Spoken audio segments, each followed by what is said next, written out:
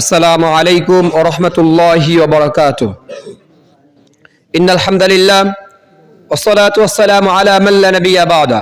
আম্মা বা'দ, ফাআউযু বিল্লাহি মিনাশ শাইতানির রাজীম। বিসমিল্লাহির রাহমানির রাহিম। কুল লিল মুমিনিনা ইয়াগুদ্দু মিন আবসারিহিম ওয়া ইয়াহফাযু ফুরুজাহুম। সাদাকতা ইয়া রাব্বাল আলামিন। ক্বালা an-নাবিয়্যু সাল্লাল্লাহু আলাইহি ওয়াসাল্লাম يا علي لا تتبع النظرة النظرة فإن لك الأولى وليست لك الآخرة أو كما قال عليه الصلاة والسلام।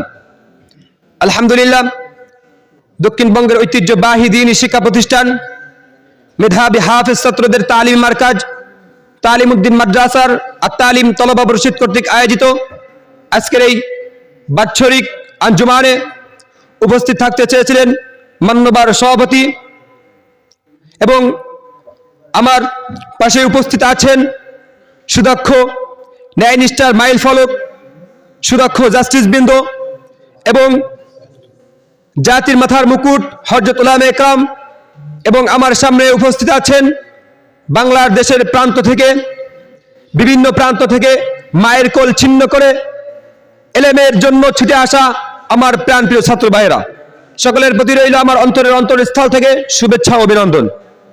যাই হোক, যে বিষয়টি আমি টোকেনে পেয়েছি সেটা হলো শরিয়াতের দৃষ্টিতে পর্দা কি ও কেন। এ বিষয়ে আমার ক্ষুদ্র জ্ঞান থেকে কিঞ্চিত পরিমাণ আলোকপাত করার চেষ্টা করবো। ওয়া মা তৌফিক ইল্লা বিল্লাহ। সম্মানিত হাজিরিন, আমাদেরকে সর্বপ্রথম জানতে হবে পর্দা কি। পর্দা এর প্রতিশব্দ হলো হিজাব, আর হিজাব অর্থ আবরণ।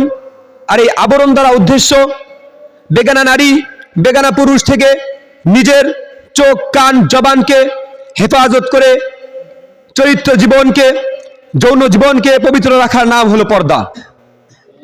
আর এই পর্দা আল্লাহ তাআলা নারী পুরুষ উভয়ের জন্যই ফরজ করেছে। আজ আমাদের সমাজে কিছু সুশীল সমাজের কিছু মানুষ দেখা যায়, তারা বলে পর্দা পুরুষের আবার কিসের পর্দা, পর্দা তো শুধু নারীর জন্য।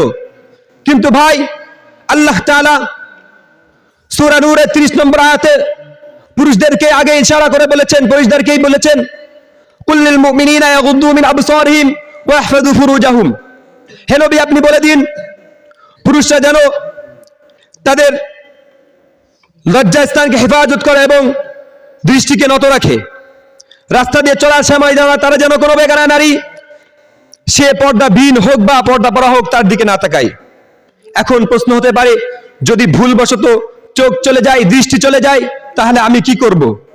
এই প্রশ্নের জবাবে হযরত মুহাম্মদ আরবি সাল্লাল্লাহু আলাইহি ওয়াসাল্লাম স্পষ্ট ভাষায় হযরত আলী রাদিয়াল্লাহু তাআলা আনহুকে উদ্দেশ্য করে বলেছিলেন, ইয়া আলিয়ু লা তুতবিন নাযরাতান নাযরাতা ফা ইন্নাকাল আউলা ওয়া লাইসাত লাকাল আখিরা।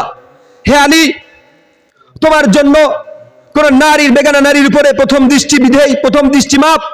দ্বিতীয়বার যদি তুমি তার দিকে দৃষ্টি করো, তাহলে কাল কিয়ামতের ময়দানে এর ব্যাপারে তোমাকে জবাবদিহি করা লাগবে। এখন একটু ঠান্ডা মাথায় চিন্তা করেন, যে আলীর ব্যাপারে যদি আল্লাহর নবী এত কঠোর ভাষা ব্যবহার করতে পারে, তাহলে আমাদের জন্য পর্দার বিধান কতটা কঠোর। শুধু তাই নয়, আমরা পর্দার বিষয় আলোচনা করতে গেলে যেদিকে আমাদেরকে ফলো করতে হবে সেটা হলো একটি বিষয়। আল্লাহ তাআলা নারীদের জন্য বিশেষ করে স্পেশালিটি আরো বলেছেন সূরাতুল আহজাবের 33 নম্বর আয়াতে নারীদেরকে উদ্দেশ্য করে আল্লাহ তাআলা বলেন, অকরনা ফি বুয়ুতিকুন্না ওয়ালা তাবাররুজনা তাবাররুজাল জাহিলিয়াতিল উলা। হে নারী সকল, তোমরা নিজেরা ঘরে অবস্থান করো এবং জাহিলিয়াতি যুগের মতন সাজসজ্জা করে বাইরে বের হও না। অথচ আজ রাস্তাঘাটে বের হলেই আমাদের দৃষ্টি এমন এমন জিনিসের উপরে পড়ে, এমন এমন মহিলাদের উপরে পড়ে, তার সারা শরীরে পোশাকে ভরপুর, অথচ সে উলঙ্গ।